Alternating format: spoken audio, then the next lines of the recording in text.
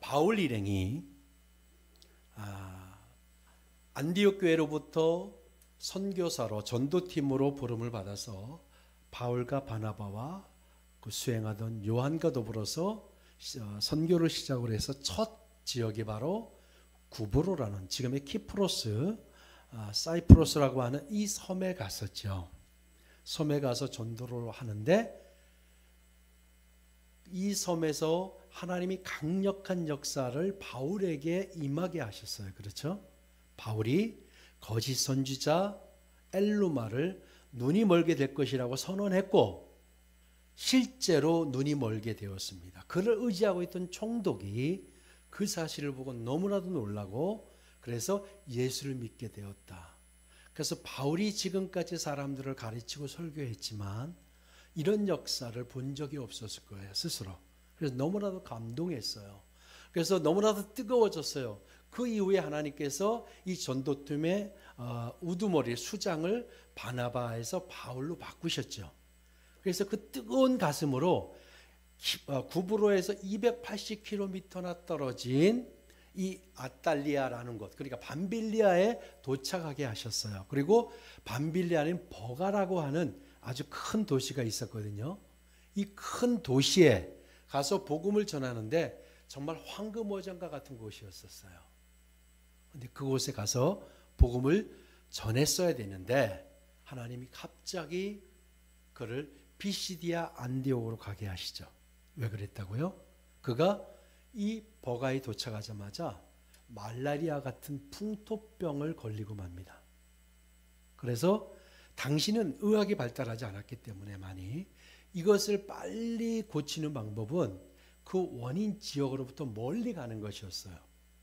왜냐하면 그건 고온 다습하고 습한 지역이었기 때문에 좀 건조한 지역이 어디였느냐? 바로 우리가 오늘 얘기하는 비시디아 안디옥이라고 하는 갈라디아 지역, 터키의 중부 지역 정도 됩니다. 그것을 가려면 어떻게 가야 된다고요? 험한 산맥, 타우루스 산맥이라고 하는 험한 산맥을 넘어야 했다. 그럼에도 불구하고 이 바울과 바나가 그리 갈 수밖에 없었다라는 것을 우리가 지난주에 같이 말씀을 나눴습니다. 그런데 예기치 않게 그곳을 가게 되었던 바울이 결국은 갈라디아서라고 하는 정말로 보석 같은 복음서를 기록하게 되었죠. 그래서 그 갈라디아서를 통해서 영향을 받았던 마틴 루터가 종교개혁을 일으키게 된 것도 이 갈라디아서입니다. 그가 원래 계획대로 거기서 전했다고 한다면 갈라디아 쪽으로 가지 않았다고 한다면 갈라디아서는 써지지 않았을 수도 있었을 것이다.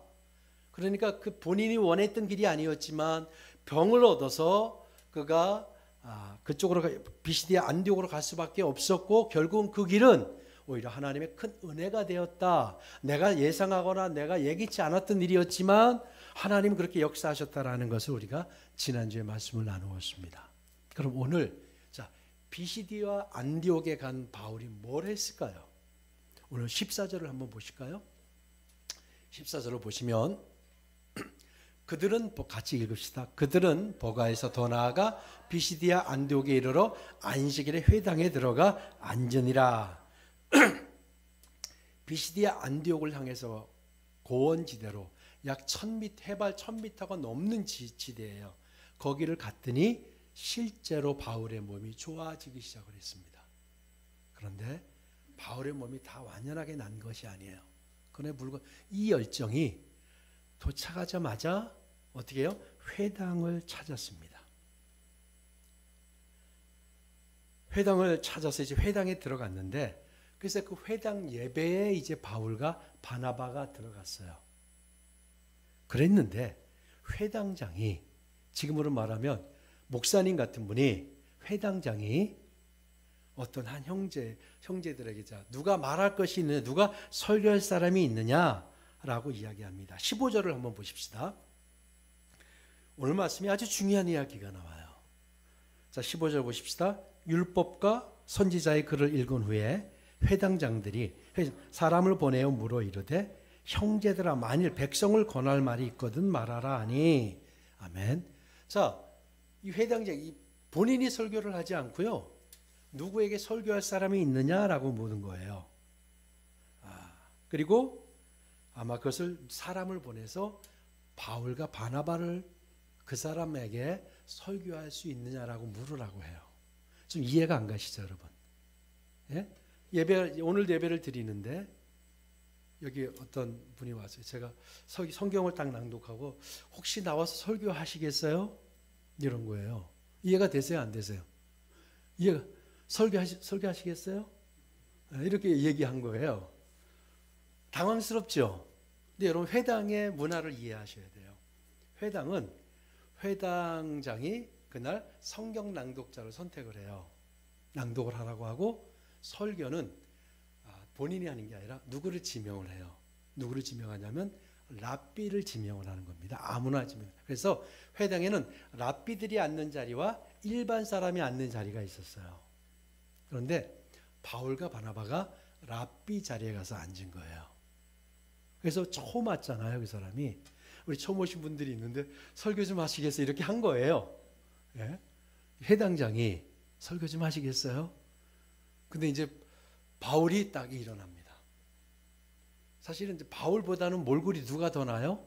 바나바가 더 나요. 바울은 사실 키도 작고, 근데 바울이 지금 상태가 지금 너무 안 좋았어요. 그래서 바울이 딱 일어났는데 사람들이 웅성웅성거리기 시작합니다. 왜 그랬을까요? 새로운 사람이 왔기 때문에 웅성웅성거렸지만 누가 봐도 이 병색이 완연했던 사람이에요. 누가 봐도, 여러분 제가 지난주에 제 모습을 보면 아시죠? 그냥 봐도 아픈 사람이었을 거예요.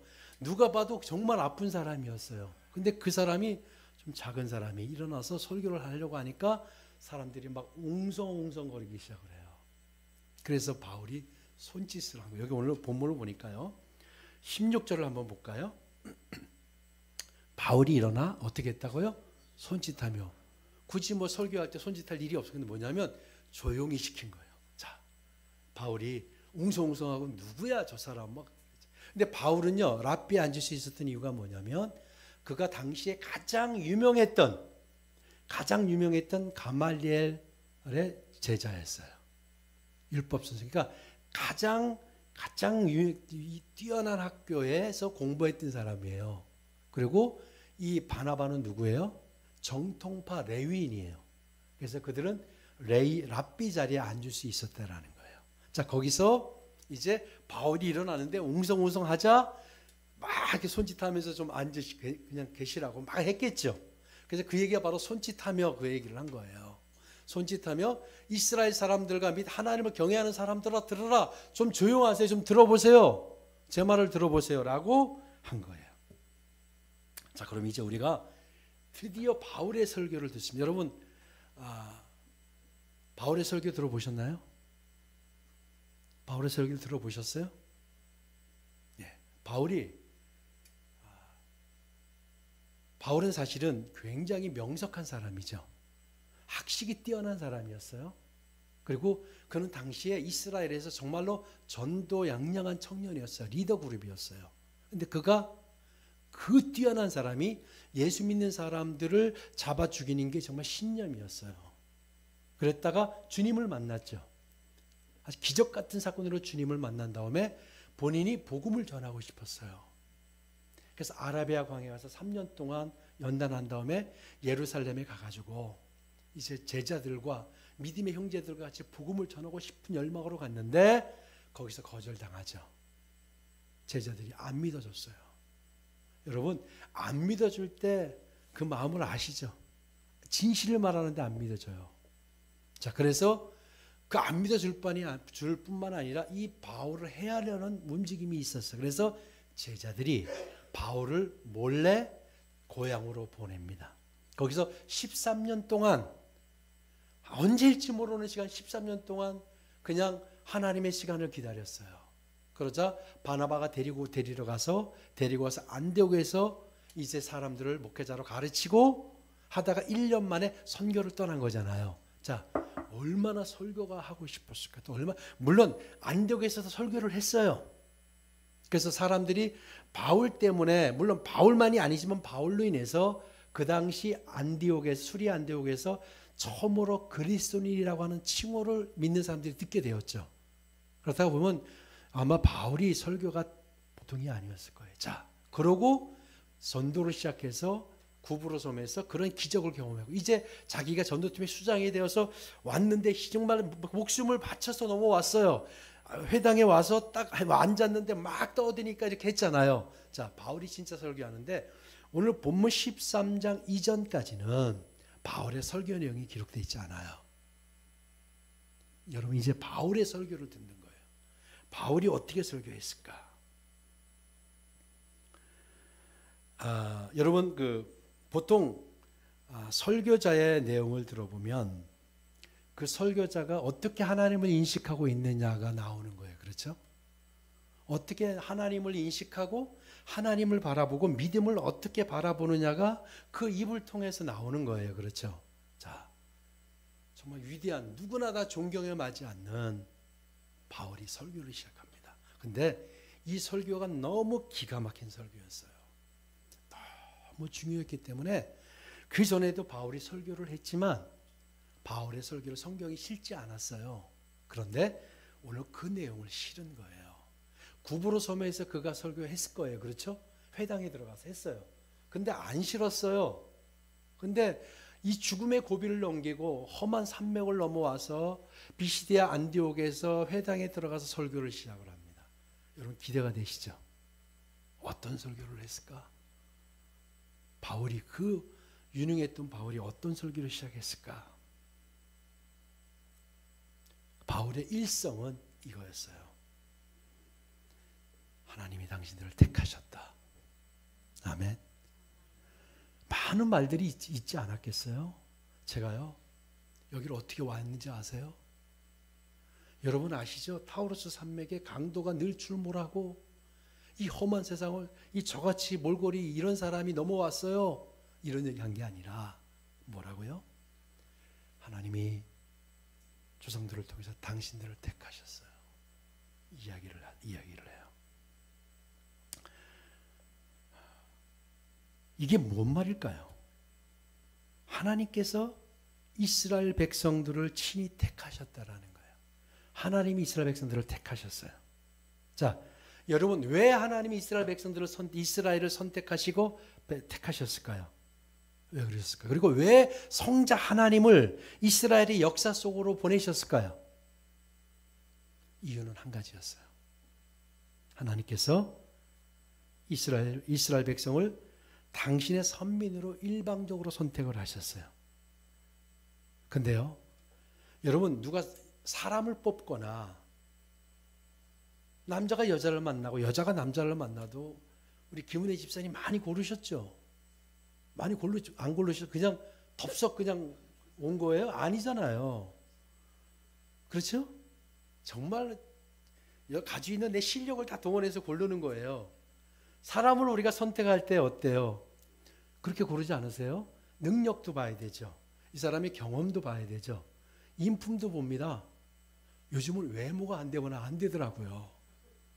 시대가 이상해졌어요. 자, 그렇지 않아? 요즘 남녀를 소개하는데 스펙이 중요하지. 스펙도 중요한데 더 중요한 게 뭐라고요? 사모님? 머리가 벗겨지거나 이게 힘든 거예요. 외모를 그러니까 우리가 그냥 만나는 사람을 선택하는데도 심혈을 기울여 선택을 해요. 그런데 이스라엘을 선택을 하셨는데요. 그들이 용기가 있는 민족이었고 기골이 장대하고 그게 아니었어요. 우리 신명기 7장 7절을 볼까요? 누가 봐도 당시에 있는 민족도 아니에요. 족속 중에 가장 볼품없는 족속을 선택을 합니다. 신명기 7장 7절 시작. 여호와께서 너희를 기뻐하시고 너희를 택하심은 너희가 다른 민족보다 수요가 많기 때문이 아니니라. 너희는 오히려 모든 민족 중에 가장 적으니라. 아멘. 당시의 수요는 당시의 실력을 말하는 거예요. 당시의 나라의 크기는 많아야 돼요. 그렇죠? 지금도 예외가 아니잖아요. 근데 가장 작았어요. 근데 하나님은 그들을 기뻐하세요? 그러면 하나님이 궁금하시죠? 왜 보잘것없는 민족을 당신의 선민으로 선택하셨을까요? 왜 그러셨을까요? 혹시 아는 분 있으세요? 왜 그러셨을까요?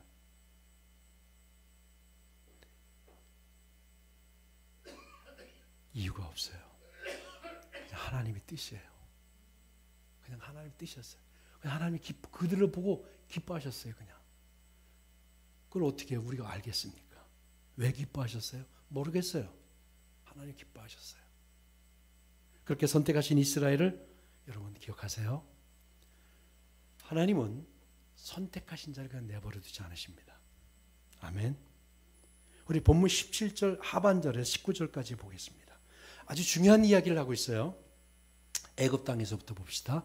시작. 애굽 땅에서 나그네 된 그 백성을 높여 큰 권능으로 인도하여 내사 광야에서 약 40년간 그들의 소행을 참으시고 가나안 땅 7족속을 멸하사 그 땅을 기업으로 주시기까지 약 450년간이라. 아멘.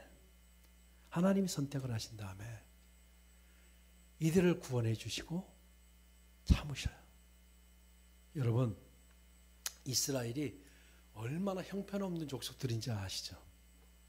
저는 우리 민족이 훨씬 뛰어나다고 생각합니다. 이건 아멘 안 하셔도 돼요. 네. 여러분, 이스라엘은 툭하면 원망, 툭하면 불평. 왜 나를 여기 데리고 왔어요? 툭하면 우상. 그런 게 이스라엘이에요. 정말로 사실은 미안한 얘기지만 좀 하자 민족이에요. 하자가 있는 사람들이었어요. 그래서 본문에도 나오잖아요. 18절 보실까요? 광야에서 약 40년간 뭐라고 했어요? 그들의 소행을 참으셨어요. 그리고 19절 가나안 땅 소행을 참으시더니 어떻게 하냐? 가나안 땅의 7족속을 멸하시기까지 하시고요. 그 땅을 또 기업으로 주시네요. 그게 450년간 한결같이 한 마음으로 그렇게 하셨다는 거예요. 왜 그러셨을까요? 왜 그러셨을까요? 하나님 택하셨기 때문이에요. 하나님 택하기 때문에 책임지는 거예요. 아멘. 제가 제 아내 어쩔 수 없어요. 책임져야 되잖아요. 에? 제 아내도 저를 책임진다고 얘기해요. 우리 아내 책임지시죠, 우리 집사님. 예. 왜요? 내가 선택했으니까. 그렇지 않습니까, 집사님? 권사님 맞죠? 예. 예. 왜 내가 선택을 했으니까 책임지는 거예요. 예. 하나님이 이들의 소행도 참으시고 진짜 하자 민족이에요. 근데 그걸 참으시고 450년간이나 참으시고 또 족속을 멸하시고 복까지 주시고 땅까지 주시고 왜요? 그냥 택하셨기 때문에. 택하셨기 때문에 그냥 하나님이 해주시는 거예요.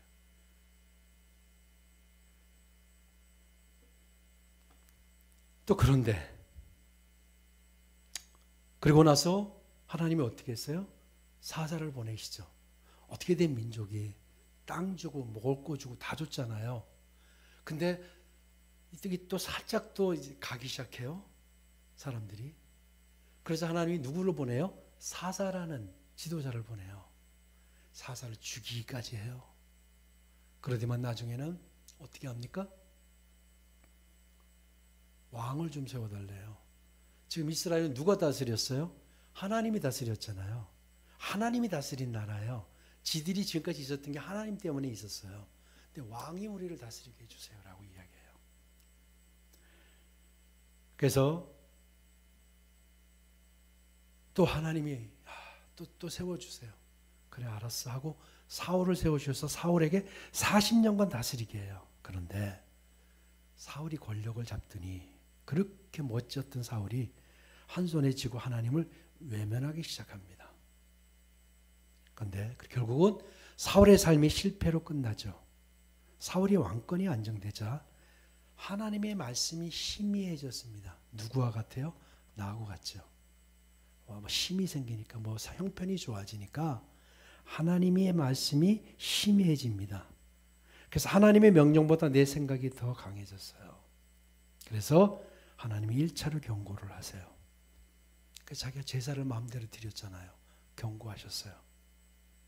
그런데 하나님의 사인에도 불구하고 자신을 돌아보지 않고 이제 그러자 사무엘이 사울에게 가서 이제 왕은 여호와의 말씀을 들으세요. 제발. 이야기를 해요. 사무엘상 15절 1절을 보면 이번에도 말씀을 듣고 온전히 순종하지 않아요. 어떻게 하냐? 자기 생각대로 선택적 순종을 합니다. 그리고 이 아말렉 왕을 쳐 죽이고 다 진멸하라 그랬어요. 근데 어떻게 해요? 아말렉 왕 아각을 살려두고 양과 소의 좋은 것과 기름진 것을 싹 남깁니다. 하찮은 것은 다 죽여버려요. 하나님 너무 이 행위를 보시고 너무 마음 아파하셨어요.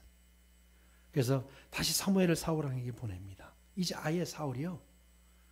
싸움에 승리했다고 기념비를 세우는데 자기 손가락으로 해서 자기 손바닥에 기념비를 세워. 하나님의 손이었는데 자기 손을 기념비를 세워요. 그러면서 뭐라고 해요? 내가 여호와의 명령을 행하였다. 그리고 막 소와 양의 울음소리가 들리고 이게 무슨 소리입니까? 했더니 백성들이 하나님께 제사하려고 이렇게 살려두었다고. 누가 그랬어요? 본인이 그랬잖아요.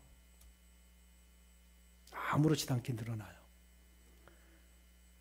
사무엘은 다시 하나님의 마음을 전하죠. 17절, 사무엘상 15장 17절을 볼까요? 왕이 스스로 작게 여길 그때 이스라엘 지파의 머리가 되지 아니하셨나이까. 여호와께서 왕의 기름을 부어 이스라엘 왕을 삼으시고.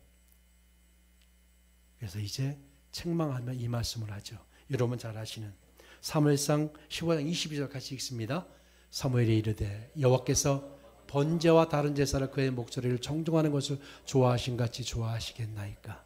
순종이 제사보다 낫고 듣는 것이 순양의 기름보다 나으니. 아멘. 하면서 패하죠. 이 바울이 어떤 단어를 사용하냐면 왕을 이스라엘의 소리를 들어주시고 사울을 택하시고 그리고 사울을 패하시고 그리고 누구를 세워요? 다윗을 세워주시고를 이 단어를 사용을 해요. 설교하면서. 다윗을 통해서 위대한 한국, 영광스러운 왕국을 주시고 다윗을 통해서 이스라엘을 위하여 구주를 보내는 것을 약속을 하시는데, 자, 사울에게 그동안 이스라엘에게 지치고 정말 마음 아파하셨던 하나님께서 다윗을 만나니까 막 하나님 흥분하셔요. 막 뛰어요. 그러면서 하나님은 뭐라고 하시는지 아세요? 내 마음에 맞는 사람이라 내 뜻을 다 이루리라. 아멘. 여러분, 다윗이 어떤 사람이었을 것 같아요? 다윗도 하자가 있어요. 다윗이 누구보다 정결한 사람이었나요? 아니죠. 다윗이 그런 사람이 아니에요. 다윗이 돌 이거에서 죽인 거 자기 힘이 아니었잖아요. 그가 싸움을 특별히 잘한 사람도 아닌 것 같아요. 근데 하나님이 보실 때 너무 다윗이 마음이 들떴어요. 하나님 처음 그 말을 하세요. 내 마음에 합한 자다. 왜 이 말을 하셨는지 아세요? 다윗은 사울하고 다른 게 있었어요. 사실은 모습은 사울이 훨씬 뛰어나게 잘생기고 더 기골이 장대한 사람이 사울이에요. 누가 봐도 왕이었어요. 그런데 이 다윗은 다른 게 하나 있었어요. 다윗은 하나님의 마음을 알았어요. 아멘. 여러분, 나를 선택한 사람의 마음을 아는 게 너무 중요합니다. 다윗이 달랐던 건 뭐냐면 하나님이 뭘 원하는지를 알았어요. 자신이 하고 싶은 게 아니라, 자신이 뭘 드리려고 하는 게 아니라 하나님이 뭘 원하는 걸 정확히 알았어요. 하나님이 거기서 내 마음에 너무 기쁘다. 내 마음에 맞는 사람을 만났다 라고 하신 거예요. 그래서 사울이 하나님께 순종 안 한 게 아니에요. 했는데 어떻게 했는지 아세요? 선택적 순종을 했어요.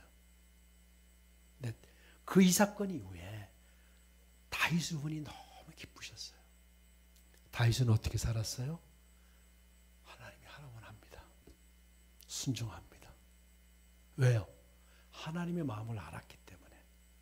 하나님의 뜻을 알았기 때문에 그냥 하나님의 마음을 아니까 그냥 순종하는 거예요.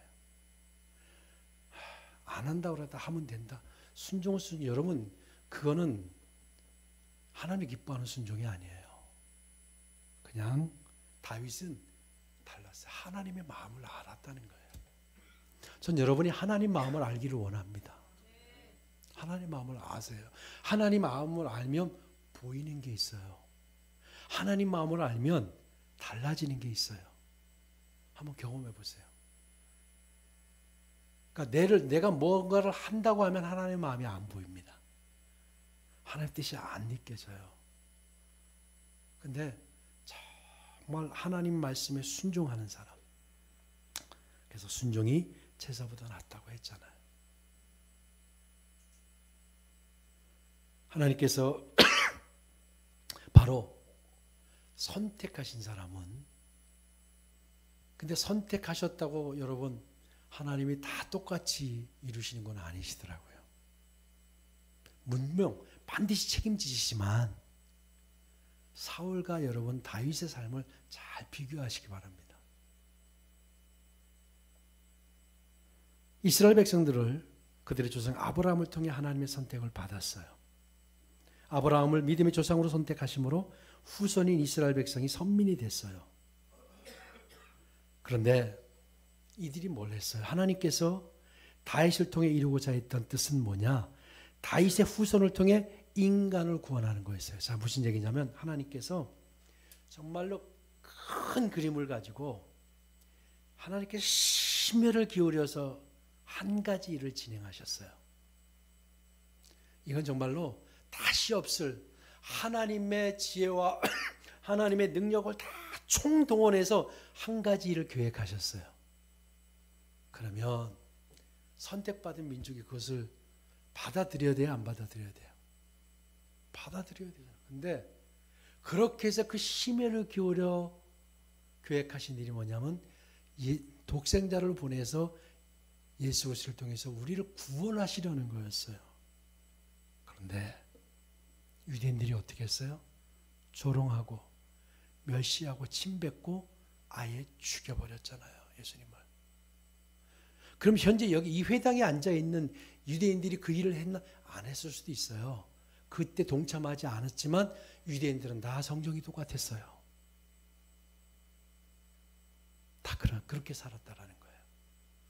그래서 그들이 지금 당신들이 예배하고 있지만 하나님이 기뻐하는 예배가 아니라는 거예요. 자신들의 경건을 유지하기 위해서 자신이 예수 믿는다는 걸 하나님의 백성이라는 선민의 의식에 차서 앉아서 예배하는 사람들, 하나님이 택하시고 지금까지 참아내시고 참아오셨던 하나님의 뜻을 너희들 알아라 이 얘기예요. 그러면서 하나님이 심혈을 기울여서 하신 작품을 너희들이 걷어차지 않았느냐, 그 이야기하는 거예요. 이야기를 하기 위해서 쭉 참으셨던 소행과 참으셨던 이야기를 쭉 내려오고 사울과 다윗의 이야기를 쭉 해왔잖아요. 그런데 당신들이 예수님을 잡아 죽였다라는 거예요. 이제 그 이야기를 풀어내는 거예요. 지금까지 당신들이 여기 와 있는 것은 하나님의 택하심 때문이라는 거예요. 여러분 꼭 기억하십시오. 하나님이 한번 택하신 분은요 반드시 책임지십니다. 근데 우리의 방법으로 아니고 하나님의 방법으로 책임지시는 거예요. 그래서 보니까요, 하나님은 어떤 분이신지 아세요?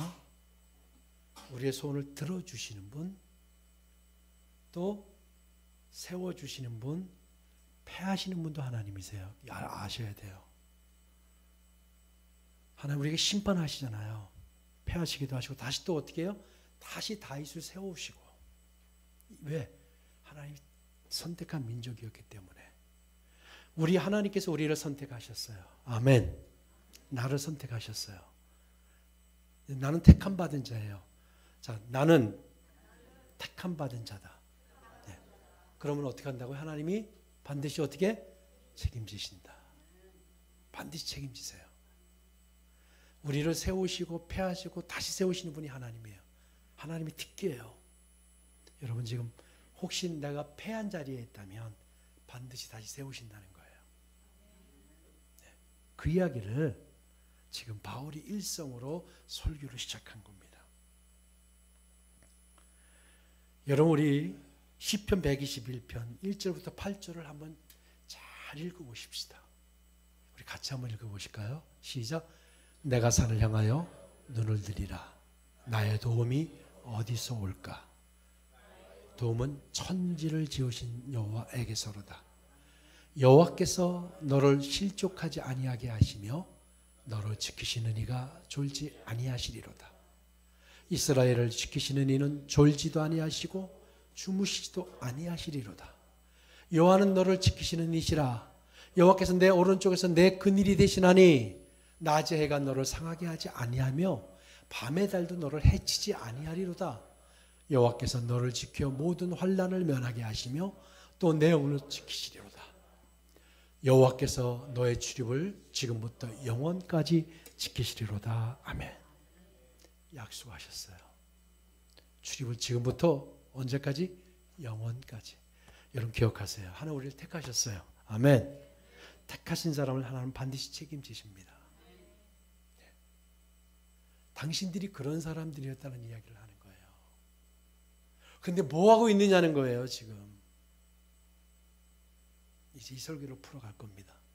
어쨌든 오늘은 하나님 택하셨다는 거 다시 한번 여러분 확증하시고, 그리고 하나님은 나를 반드시 책임지신다. 하나님의 방법으로 책임지신다. 그러면서 그들의 삶을 쭉 나열하면서 사울과 다윗을 대비시켰던 이 초점을 여러분 잘 붙으셔야 돼요. 그랬을 때 하나님이 다윗을 통해서 뜻을 이루시잖아요. 택한 민족입니다. 우리가 부름받은 제사장들입니다. 왕같은 주의 백성입니다. 그렇다고 한다면 여러분 이제 내 삶을 하나님이 책임지실 거야. 지금 상황이 어떠하든. 이것도 왜 하나님은 주시고 패하시고 다시 세우시는 분이니까. 꼭 기억하세요. 주시고 패하시기도 하시고 다시 세우는 분이에요. 그분이 우리를 책임지십니다. 기억하시고 여러분 흔들리지 말고, 여러분이 사실 흔들려도 하나님 책임져 주실 거예요. 근데 흔들리자 끝까지 가는 거예요. 그럼 그에게는 더 신비로운 복이 임하는 거예요. 흔들리지 않고 달려가신 여러분 되길 주로 축복합니다.